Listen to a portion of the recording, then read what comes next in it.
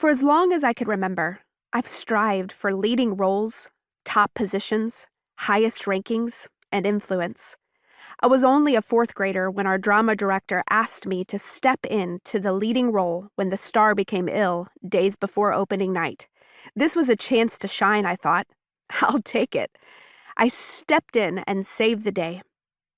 At 9 years old, I overstressed my body by pulling 2 all-nighters to memorize lines and blocking.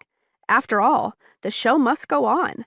It felt invigorating to be needed, applauded, and elevated. However, I crashed and burned when the show was over. I suffered my first migraine from stress. I went to my grandparents' house to celebrate, but instead had to isolate myself in a lonely room. Pounding pain pulsed through my head, and only total darkness helped alleviate it.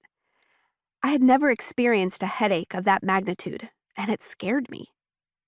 Yet, even the intense pain seemed a small price to pay for the accolades I had received for my performance. Peaks of success followed me in high school, culminating in the campaign to become senior class president. Before I married, my last name was Pins, so I gave out pens labeled Pins for President. Clever, huh?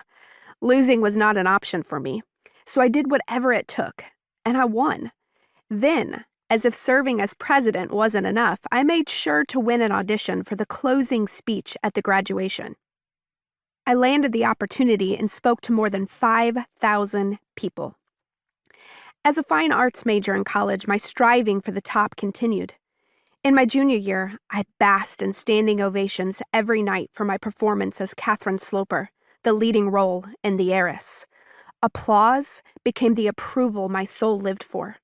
Where do you go when you crave the spotlight? New York City, of course. And my senior year, I traveled there to study. I pushed and shoved myself in front of talent agents, and I spoke to anyone who would listen about possible internships. Within my first month, I landed an internship and a TV commercial. Yes, that was a big deal.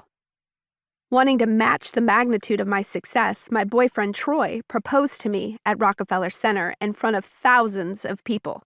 He staged a very impressive triple sow cow, which he couldn't land. When I skated to his rescue, he slid up on one knee and proposed to me in front of many onlookers. His clever maneuver gained him a firm yes.